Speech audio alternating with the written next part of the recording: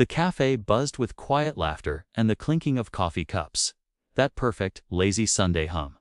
But for Armin, it was a battlefield of whispers. He gently wheeled his daughter Ayesha, a frail little girl of 7, into the cafe corner, away from the rush. Her wheelchair squeaked softly with each push, a sound that always made his heart ache and swell at once. Ayesha's eyes sparkled at the sight of pastries behind the glass. "Papa, chocolate one?" she asked, her voice thin yet full of hope. He smiled, brushing back her hair. "Just one. Doctor said sweet once a week. Remember?" They laughed quietly together. That tender moment between them, invisible to the world, yet holding more love than most people ever knew. But not everyone saw it that way. Behind the counter, a man in a crisp shirt, sleeves rolled up like armor, eyed them with thinly veiled irritation. His name tag read, Manager Fahad. He didn't like scenes. He liked perfect order, perfect customers, and no charity cases, ruining his store's atmosphere. When Armin reached the counter, he fumbled through his wallet. The bills were crumpled, coins scattered. He was short by 50 rupees. He looked up, embarrassed. "Can I pay the rest by card?" he asked quietly. Fahad sighed, loud enough for the nearby customers to hear. "Sir, it's just a pastry, not a hospital bill. Either pay or move aside, others are waiting." A few people glanced over. Someone chuckled. Ayesha looked down, her little fingers gripping the wheelchair handle tighter. Armin swallowed his pride. "Please, she's been waiting all week for this. Just a few rupees." But before he could finish, Fahad's voice cut through the cafe like a blade. "Then maybe don't bring your paralyzed kid here if you can't even afford a pastry." Silence. The hum of the cafe died instantly. Ayesha's eyes widened, her lips trembling. Her father froze. The words hit him like a slap, not for what they meant, but because his daughter had heard them. People stared. Some with pity, some pretending not to. No one spoke up. Armin bent down, his voice breaking but gentle. "Ayesha, it's okay, sweetheart. We'll get something else." But she was already crying softly, trying to hide her face. And then, something inside Armin cracked. That quiet place where he'd stored every humiliation, every sleepless night, every hospital bill he couldn't pay. He stood tall, looked the manager in the eye. "You shouldn't have said that," he said, his voice calm, trembling with controlled rage. "You don't talk about my child like that." Fahad crossed his arms. "Sir, this is a private business. I can refuse service to anyone. Maybe take your charity act somewhere else." The crowd began whispering again. Phones came out, recording of course. Not to help, just to watch. And right then, the door opened. A tall man in a gray suit entered, looking around like he owned the place. His watch glimmered, his presence shifted the air. No one recognized him. But the manager straightened instantly. Some instinct of power recognition. The man's gaze fell on Ayesha, then on Armin's trembling hand still gripping the wheelchair. "What's going on here?" he asked quietly. Fahad stammered. "Just a man causing disturbance, sir. Couldn't pay for his order." The suited man's expression hardened. He crouched beside Ayesha, his voice soft and gentle. "Hey, princess. Did someone make you cry?" Ayesha looked up, confused but comforted. "Hey, he said I shouldn't come here." The man stood, eyes burning with cold fury. "Is that true?" he asked the manager. Fahad tried to explain, his words fumbling. "Sir, I didn't mean, I just said." "Enough." The man's voice sliced the air. "Do you even know who this man and child are?" The cafe went silent again. Even Armin looked puzzled. The stranger took a deep breath, then said words that made everyone freeze. "You just insulted the daughter of the man who designed half the hospitals your franchise donates to. The same man who saved dozens of lives after last year's flood." Gasps filled the room. Armin blinked, speechless. The suited man turned to him, smiling softly. "Dr. Armin Malik, I remember your work. You volunteered for free surgeries when my brother was injured. You don't remember me, but I remember you." Fahad's face drained of color. The world flipped. And in that moment, no words were needed. The man took out his card, paid for everything on the counter, and knelt beside Ayesha again. "You can have all the pastries you want, sweetheart." The tears streamed down Armin's face. not from pride, but from the rare feeling of someone standing up for him, for his child. The crowd that had been watching finally clapped softly, some lowering their phones in shame. And as Armin wheeled his daughter out, the light from the setting sun hit their faces, golden, peaceful, almost sacred. Outside the cafe, the afternoon sunlight spilled across the street like gold. Armin stood still for a moment, letting the breeze touch his face. He could still feel the sting of humiliation, but also the strange comfort of that man's voice. The one who had spoken for him when no one else did. "Papa," Ayesha whispered, holding his hand. Who was that man? He smiled weakly. Maybe, someone who remembers what kindness means. She tilted her head, her little brow furrowed. He looked like he knew you. Armin nodded, still lost in thought. Somewhere deep in his memory, he tried to trace that voice, that calm authority, but his mind was too tired, weighed down by bills, responsibilities, and sleepless nights beside a hospital bed. Inside the cafe, the man in the gray suit, Zayn, watched them leave through the glass. His jaw tightened as he turned toward the trembling manager. "Apologize to him," Zayn said coldly. "Sir." "No." Fahad rushed outside, stammering apologies, but Armin had already disappeared down the street. Zayn exhaled, regret flickering in his eyes. Not because he pitied the man, but because he saw something familiar in him, the same exhaustion, the same loneliness he once carried. 3 hours earlier, Zayn had been sitting in his car, just a few blocks away, staring blankly at a bouquet of lilies on the passenger seat. They were for his daughter's grave. It had been exactly 3 years since the accident, the day his world stopped spinning. She had been the same age as Ayesha. Bright, giggly, full of questions about the stars. Her laughter used to echo through the house, turning even silence into music. And then one rainy night, a drunk driver ended that music forever. He never forgave himself. He was the one who had promised to pick her up that night. But business meetings had kept him late, as always.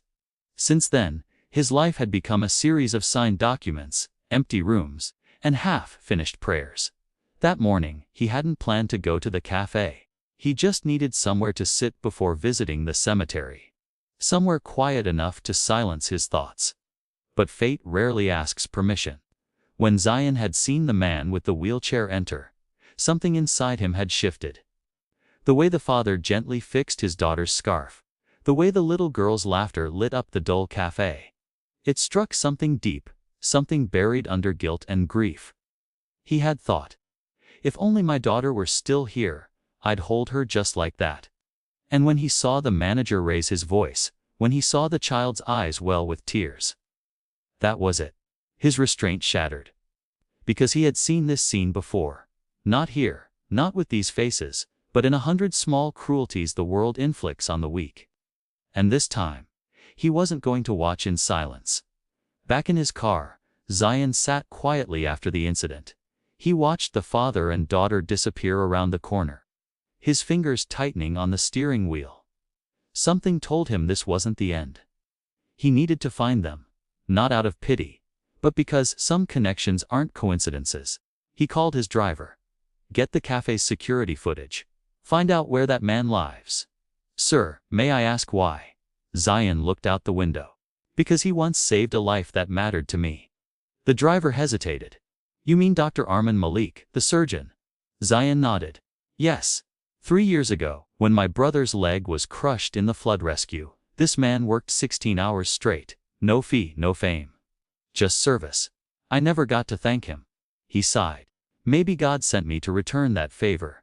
Later that evening, Armin was home, trying to feed Ayesha dinner. Their home was small, walls lined with medicine bottles, textbooks, and a cracked laptop that still ran his online consultancy work. He used to be one of the most promising surgeons in the city. Until the accident. The one that took his wife's life and left Ayesha in a wheelchair. He had stopped going to hospitals after that. Every white coat reminded him of the day he couldn't save his own family. But life doesn't pause for heartbreak. It just quietly asks you to keep breathing. As Armin helped Ayesha finish her meal, a knock echoed at the door. He opened it, and froze. Zayn stood there, still in his gray suit, holding a box of pastries. "I hope I'm not intruding." Zayn said softly. Armin blinked in disbelief. You didn't have to. I did. Zayn interrupted gently. May I come in? Armin hesitated, then nodded. Ayesha's face lit up instantly. It's you, the man from the cafe. Zayn smiled, kneeling to her level. Yes, little one. I brought the chocolate one this time. She giggled. Papa said it's my favorite. The air in the room softened. For the first time in a long time, laughter replaced the silence. They sat together that evening. Two fathers, broken by fate but united by something stronger. Armin listened quietly as Zayn shared pieces of his story, not the corporate one with power and wealth, but the human one, of love lost, of nights spent blaming himself, of the empty chair at the dinner table. And Armin shared his own, of surgeries done in candlelight after floods, of losing his wife, of raising his daughter with more love than the world thought possible. Zayn finally said, You once saved my brother's life, doctor. I couldn't save my daughter's, but maybe I can help you save yours. Armin looked up, confused. What do you mean? Zayn took out a card. I own one of the leading rehabilitation centers in the city. We specialize in pediatric neuro recovery. Let me help Ayesha walk again. For a moment, Armin couldn't speak. His eyes glistened, his throat tight. You don't owe me anything, he whispered. I know, Zayn said, smiling softly. But maybe this time, I owe myself the chance to do something good. As the night deepened, Ayesha fell asleep on the couch, her small hand clutching the pastry box. Zayn stood by the door to leave. Before he went, he said something that would stay with Armin forever. Sometimes, when God takes something away, he sends it back through someone else. And for the first time in years, Armin felt something he had forgotten how to feel. Hope. The days that followed felt different, softer, slower, and filled with the kind of silence that carried warmth instead of emptiness. Every morning, Zayn would visit Armin and Ayesha's modest home. Sometimes he brought breakfast, sometimes just his presence. He wasn't a businessman in those moments. No shining watch, no phone buzzing with board meetings. He was just a man trying to remember what kindness felt like. And Ayesha loved him instantly. Uncle Zayn, she would chirp, her voice sweet like sunlight. You forgot to bring the chocolate pastry today. He'd laugh every time. I didn't forget, he'd say, pulling one from behind his back like a magician. I just wanted to see your smile first. Armin would watch them quietly, his heart both aching and healing at once. The sound of Ayesha's laughter, something that used to be rare and fleeting, now filled their home again. And in those moments, he would silently thank God for this strange twist of fate. But beneath all the smiles, there were still unspoken wounds. One evening, as the sky burned orange and the sound of Ayesha's giggles echoed from the courtyard, Armin found Zayn standing by the window. Lost, his eyes fixed on nothing. Long day? Armin asked gently. Zayn didn't answer at first. Then he sighed. Do you ever stop hearing their voices? Armin turned to him. Woes. Zayn's lips trembled just slightly. The ones you lost. The words hung heavy between them. For a moment, neither spoke. The air carried the quiet ache of two men who knew grief too well. I hear mine every night, Armin said finally. My wife. I used to dream of her voice calling me from the kitchen. Some mornings, I still wake up expecting to see her. And when I don't, I just sit there for a while. Zayn nodded, his throat tightening. I lost my daughter 3 years ago. She used to love lilies. Every Sunday, I take her favorite flowers to the cemetery. But I never stay long, because it hurts too much to leave again. Armin's eyes softened. You don't have to leave her behind to move forward, you know. Sometimes, loving again doesn't mean forgetting. Zayn looked up, eyes glistening. You sound like a man who still believes in healing. Armin gave a faint, tired smile. Maybe I do. But only because I have to, for her. He nodded toward Ayesha, who was now trying to feed a stray cat from her wheelchair, giggling as it licked her hand. She's the reason I still breathe. Zayn watched her, the corners of his eyes moist. She reminds me of my own little girl. Same light, same laughter. Maybe that's why I couldn't walk away that day. They stood there in silence. Two fathers bound not by blood or destiny, but by loss and love that refused to die. Days turned into weeks. Zion arranged for Ayesha to begin her treatment at his rehabilitation center. It was slow, painful, and uncertain. But it was something Armin hadn't dared to hope for in years. Every morning, Armin pushed Ayesha's wheelchair through the hospital doors, and every evening, he wheeled her back with a little more strength, a little more courage in her eyes. Sometimes, she'd manage to move her leg, just a little. And Zion would clap like a proud father, grinning from ear to ear. "See, princess. Told you miracles happen when you believe." Ayesha would giggle. "Papa says the same thing."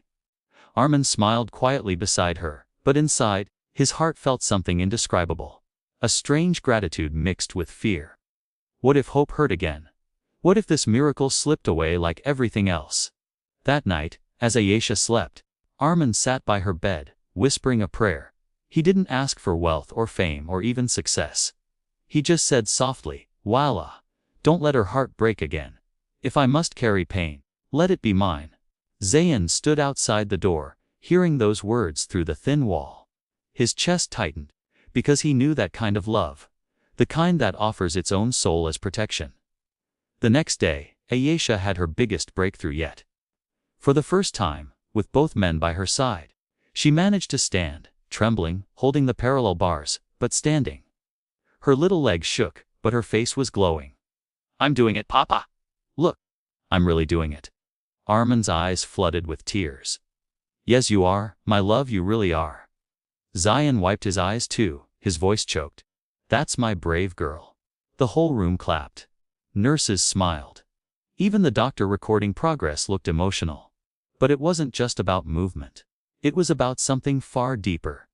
A child's will to rise, a father's endless faith, and a stranger's redemption intertwining in one miraculous moment. Later that night, Armin found Zion sitting alone in the hospital garden, staring at the stars. He sat beside him quietly. "You helped her stand today." Zayn shook his head gently. "No, doctor. She helped me stand. I've been walking for years, but I wasn't really alive until today." Armin looked at him and saw not a billionaire or benefactor, but a father finally forgiving himself. "Maybe," Armin said softly, "we both saved each other in different ways." Zayn smiled faintly. "Funny, isn't it, how pain can be the bridge between two strangers?" They sat in silence.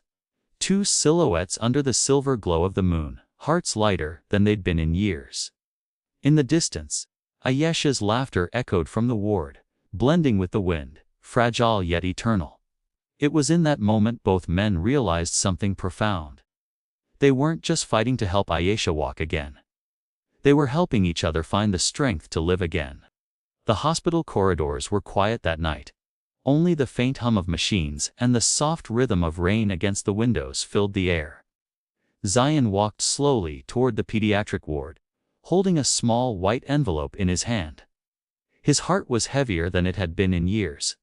Not from guilt this time, but from something even more complicated. He paused outside Ayesha's room. Through the glass, he saw her asleep, clutching her stuffed bunny, her tiny chest rising and falling peacefully. Armin sat beside her, half asleep, his head resting on the chair back, exhaustion etched into every line of his face. Zion smiled faintly. They looked like everything he had lost, and everything he had found again. But tonight, he had come to say something he'd been hiding since the day he met them. Earlier that day, one of his assistants had arrived with a file, a medical record that made his world tilt on its axis. Inside, among the routine documents and therapy reports, there was an old adoption certificate. It bore one name that shouldn't have been there. Ayesha Armin Malik, formerly Ayesha Zion Rahim. His breath had stopped. For minutes, he just stared at it, the words blurring before his eyes. She wasn't just some child he'd met by fate. She was his daughter, the one he thought he had buried 3 years ago. 3 years earlier, after the car crash, Zion's wife had died instantly. Their daughter, Ayesha, had been declared missing, presumed dead, when the vehicle was swept away by the floodwaters that same night. The rescue team had only found his wife's body. No trace of Ayesha. Zion had searched for months, every hospital, every shelter, every orphanage. But nothing. Eventually, the authorities closed the file. They said the river carried her away. Zion buried her memory, built a gravestone, and told himself he had to accept it. But fate had other plans. That same night, far from the crash site, a rescue team had found a barely breathing child, unconscious, injured, with no identification. Her memory wiped clean by trauma. The doctor who treated her was none other than Dr. Arman Malik. He had just lost his own wife in the same flood. His newborn daughter had died in an ICU hours later. When he found the little girl, broken but alive, he took it as a sign from God. A second chance to love, to protect, to be a father again. He named her Ayesha, after his lost child. He never learned where she came from. And for years, he raised her with every ounce of love in his soul. Now, standing outside that room, Zion's hands trembled as he clutched the file. He could hardly breathe. This little girl, the same one who called him Uncle Zion, who laughed like sunshine, who made him believe in life again, was his own blood. His heart screamed to run inside, to hold her, to tell her everything. But his mind whispered the truth. She already had a father. And not just any father. A man who had saved her, cherished her, and given her the life he could not. Tears blurred his vision as he turned away. He couldn't take her away from Arman. That would be like tearing his own soul in half again. The next morning, Arman noticed something off. Zion was distant, quieter than usual. His eyes carried a storm behind their calm. Is something wrong? Arman asked. Zion forced a smile. No, not just a little tired. Maybe I should rest today. But Arman wasn't convinced. He followed him outside the hospital, where Zion stood by his car, gripping the file tightly. Zion, Arman said gently. You've done too much for us already. But if something's bothering you, tell me. Zion hesitated. His lips parted, but no words came. Finally, he handed him the file with trembling hands. Read this, he whispered. Arman frowned, flipping through the papers, and then froze. His eyes widened. His breath caught. The adoption record, the DNA match, the name. His world blurred around him. He looked up, his voice barely a whisper. Yo, you're her real father. Zion nodded slowly, tears sliding down his face. I didn't know. Not until yesterday. Silence fell between them, the kind that hurts more than any word could. Arman's chest tightened. His heart raced. The daughter he had raised, loved, and sacrificed for, belonged to someone else. For a long moment, neither spoke. Only the sound of rain filled the space between them. Finally, Arman said quietly, she doesn't know. She doesn't remember. Zion shook his head. I won't tell her. Not now. Maybe not ever. She's yours, Arman. You're the one who gave her life again. I just wanted to see her smile once more. His voice broke, raw with emotion. You raised my daughter better than I ever could have. Arman's eyes filled with tears. No. You deserve to know her. To be part of her life. She has enough love for both of us. For a long time, the two men stood in the rain. No longer strangers, no longer bound by pity or gratitude, but by something far deeper. Zion looked up at the sky, raindrops mixing with his tears. Maybe God didn't take her from me, he said softly. Maybe he just gave her to the man who needed her most. Arman nodded, voice trembling. And maybe now, he's giving her back to the man who deserves her too. That evening, Ayesha woke to find both her fathers sitting beside her bed, smiling, eyes red, but full of love. She blinked sleepily. Papa, Uncle Zion. Why are you both crying? They looked at each other and laughed through their tears. Because, Arman said, brushing her hair, sometimes happiness makes grown-ups cry too. Zion took her hand gently. And because you're our little miracle. She smiled, not understanding, but feeling the warmth in their voices. The kind of warmth that could only come from love deeper than words. That night, as the rain faded and moonlight filled the room, both men silently prayed the same prayer. One of gratitude, one of surrender. For the first time, the story of pain had turned into the story of healing. And the little girl in the wheelchair had unknowingly reunited two broken souls. And rewritten the meaning of family forever. The hospital smelled faintly of jasmine that morning. Someone had placed fresh flowers near the window of Ayesha's room, and the golden light of dawn filtered through the blinds like soft ribbons of hope. It was her final day of therapy. The day the doctors said she might take her first, unaided steps. Armin stood near her wheelchair, his hands trembling slightly. Every heartbeat felt like a prayer. Zion stood beside him, silent but steady, a comforting presence. Ayesha looked up at both of them, her face glowing with excitement. "Papa, Uncle Zion, do you think I can do it today?" Armin knelt before her, holding her hands. "I know you can, sweetheart. You've already done the hard part, believing in yourself." Zion smiled softly. "And no matter what happens, we're both right here, cheering for you." Ayesha nodded, determination shining in her little eyes. "Then let's do it." The physiotherapist adjusted the parallel bars, the room filling with quiet anticipation.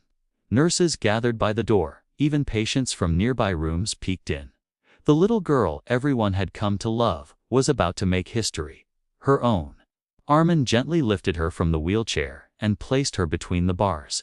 Her legs wobbled, knees trembling, but she stood, supported only by her will and the steady gaze of the two men who loved her more than life itself. "One step at a time," the doctor said softly. "Don't rush."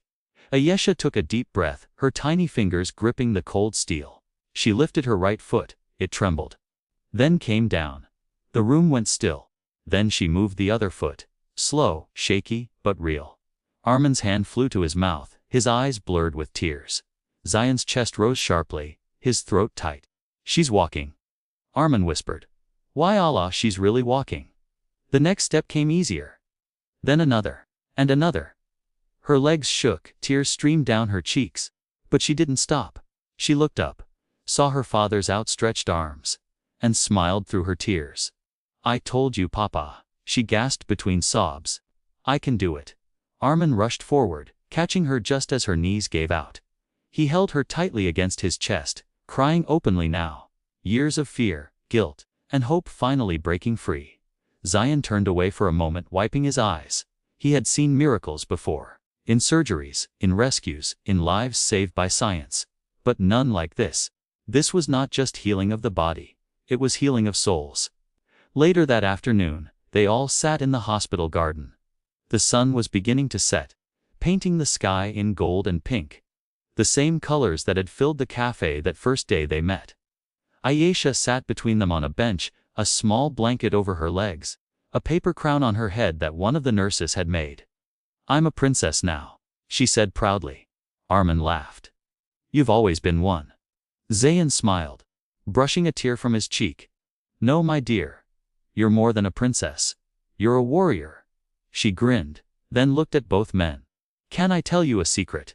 They leaned closer. "When I was learning to walk, I saw two lights. One on my right, one on my left. They told me not to be scared. I think they were both of you."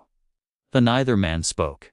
Their eyes met over her head, filled with love, wonder, and a silent agreement that no bond of blood or time could ever break what fate had joined.